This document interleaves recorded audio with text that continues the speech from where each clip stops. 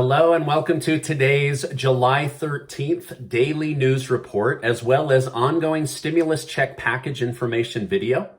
If you're a subscribed member of my community, then welcome back. And if you're not, I'm Stephen Gardner. Monday through Friday, I update people on what's going on in Washington, D.C., the U.S. economy, money, and investing.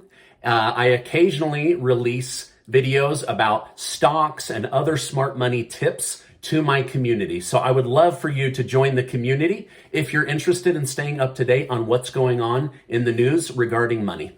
All right, now, if somebody tries to text you in the comments, don't text strangers on YouTube. And it's not me. I would never ask you to text me, so don't fall for it.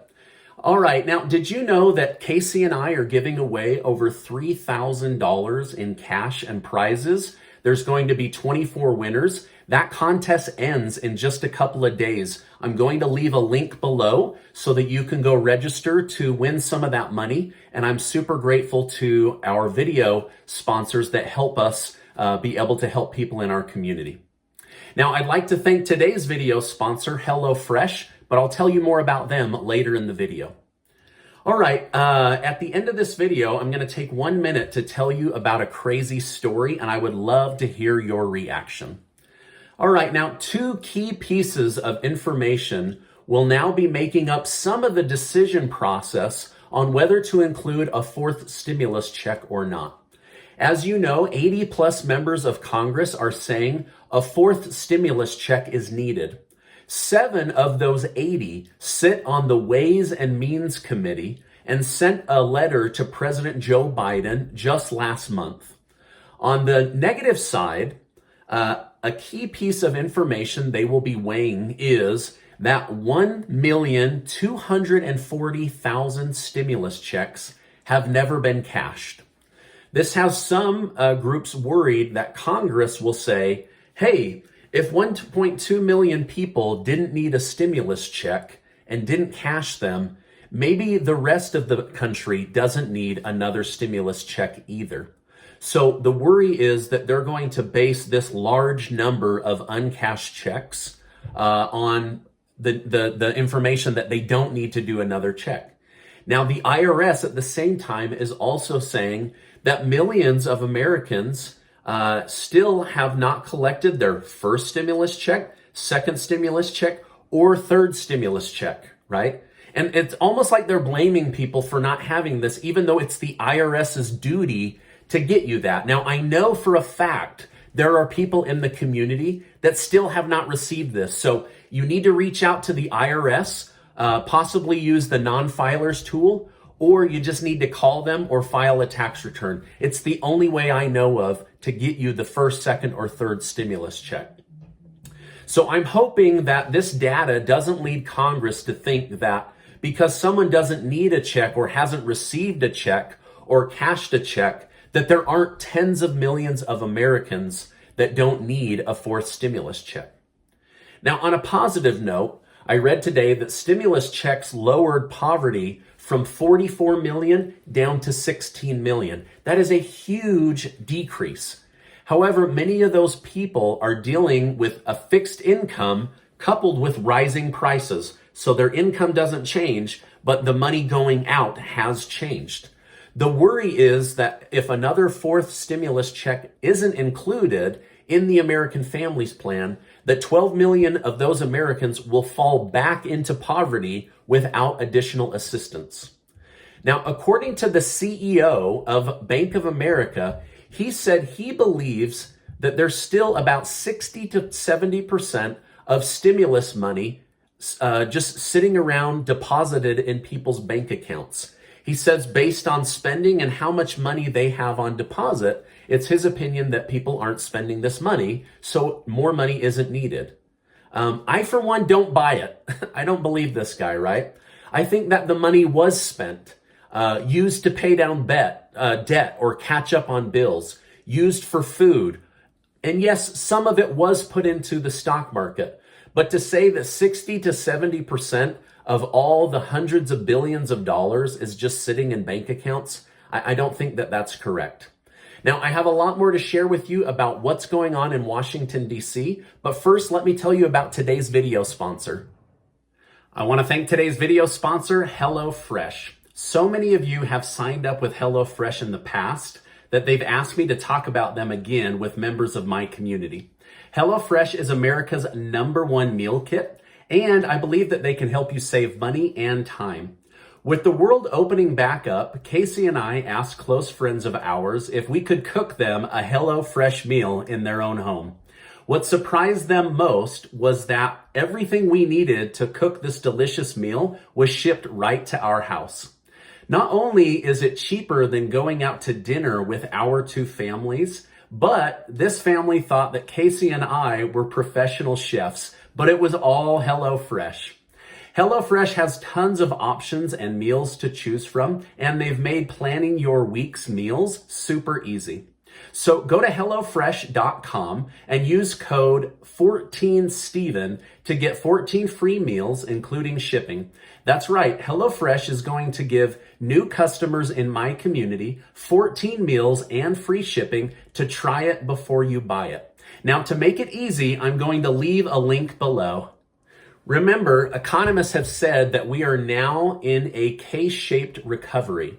This means that areas of the economy are rising and recovering quickly. It means that other areas of the economy are sinking. With the economy booming and stocks hitting all-time highs, some say that there isn't need for additional help. But it should also be seen as people having spent money given to them to boost the economy and not having money sitting at the bank. So there's no way we could have these all-time highs. There's no way that we could have this recovery if stimulus checks did no good. So there's mixed messages going out in the media right now. Now, President Biden hinted in a speech about the American Jobs Plan and the American Families Plan that he was ready to move on the physical infrastructure so that he could move on to the social infrastructure bill. Biden said he believes the American Families Plan will unite the country by providing more programs and more relief. Here's what he had to say. After months of careful negotiation, of listening, of compromising, together and in good faith moving together with ups and downs and some blips, a bipartisan group of senators got together and they forged an agreement to move forward on the key priorities of the American Jobs Plan. Now, all Democrats know they can't work on the American Families Plan until they pass the American Jobs Plan. So this needs to be top priority. And President Biden is saying, we're ready to go. Let's get this baby passed so we can move on to the big bill, right? The next stimulus package. By the way, I just want to say thank you guys so much for giving these videos a like. I really appreciate it, and I just love bringing my community the news. All right, now, Biden said he believes the American Families Plan will energize the American people and the economy, that it will boost the middle class and give America a competitive edge. While many moderates believe him, they do differ on America being more competitive and the middle class thriving if taxes are raised in order to pay for these bills. Now, taxing businesses is ultimately taxing the middle class and lower income families because we know that businesses are simply going to raise their prices and pass that tax cost on to us, the customers. So to say that they aren't going to affect the middle class is kind of bait and switch, if you will. They're going to do it, but they're going to make the businesses do it, right? So that the government can say, hey, we didn't raise your taxes. Businesses just raise their prices, right? Now, Representative Jamal Bowen of New York says, this is the time to work for the people and show them that Democrats care. He said, the American people went to the ballot box in November thinking of unpaid bills, underpaid labor, and underinvestment in their families, all which have enriched big business and corporations. They voted for us to solve those problems, not to concede to Republicans. So basically he's saying, hey, listen, we won at the ballots. It's time for us to do what we said that we would do, and Republicans aren't going to do it. Now, Senator Marco Rubio of Florida has called on the American government and military to help the people of Cuba escape their communist and socialist government. He also used Cuba as an opportunity to say, if we continue to spend wildly and make our government too big, we will become the next Cuba, where everyone is equally poor and equally struggling. Now, there is drama in the Social Security offices. On Friday of last week, President Biden fired Andrew Saul, who serves as the commissioner of the Social Security Administration, after he refused to resign from his post. Mr. Saul was installed by former President Trump, and President Biden doesn't want him anymore. However, Saul said he couldn't be fired and isn't leaving because he was appointed by Congress and not by the President of the United States. Now, nothing Saul said is out of bounds. This office typically has a 6-year position time frame.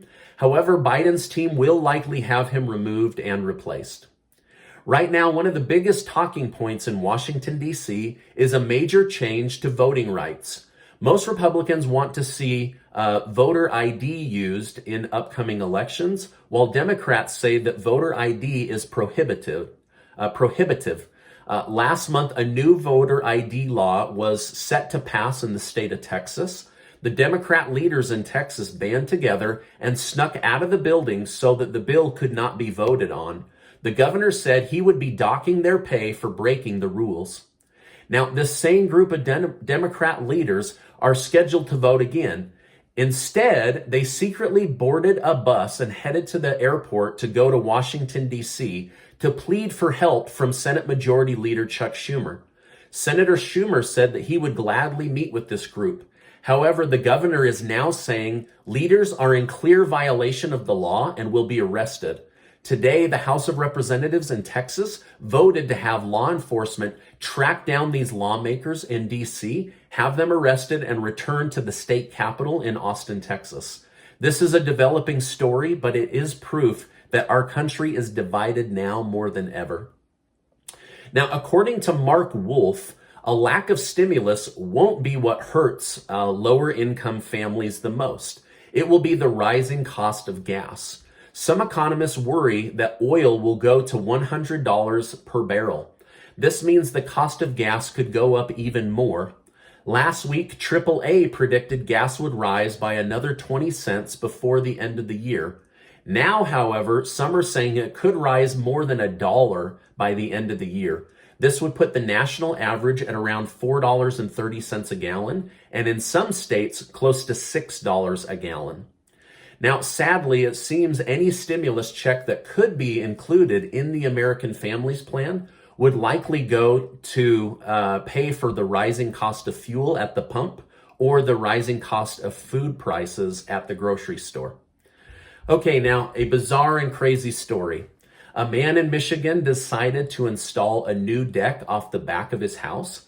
As he started to dig a new foundation, he hit something hard with his shovel. He worked carefully to dig it up, thinking it could be a rock or perhaps a sprinkler line, but it turned out to be a bowling ball. The man thought it was weird, but just one bowling ball, so he moved on with his project. As he continued to dig, he found another and another and another. In total, he unearthed 160 bowling balls buried in his backyard. The man said he is convinced that there are a ton more, but wanted to get his deck installed, so he moved on. Now, I'm curious to know from my community, what the heck is going on? Why would somebody have hundreds of bowling balls buried in their backyard? Could it be that an angry bowling lane employee lived there and stole a ball each night?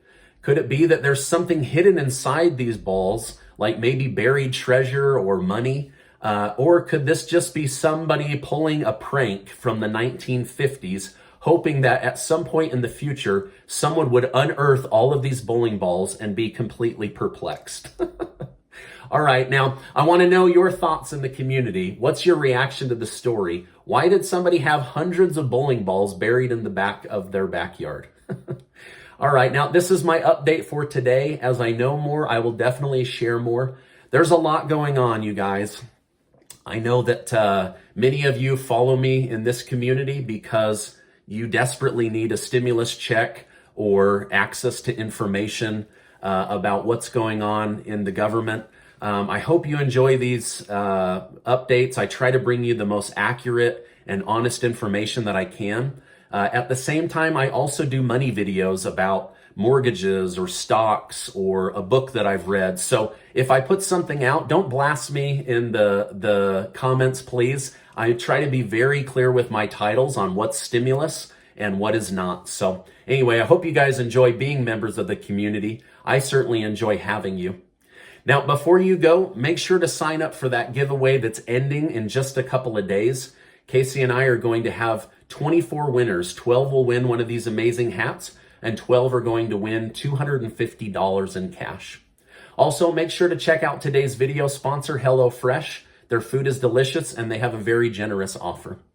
All right, now, before I go, I wish to remind you that you are amazing. If you are interested in learning about a good stock, I'm going to ask YouTube to put last night's video right there where you can go learn about a stock that I believe is going to increase by about 18%. Hey, I appreciate you being in my community, and I'll see you on the next video.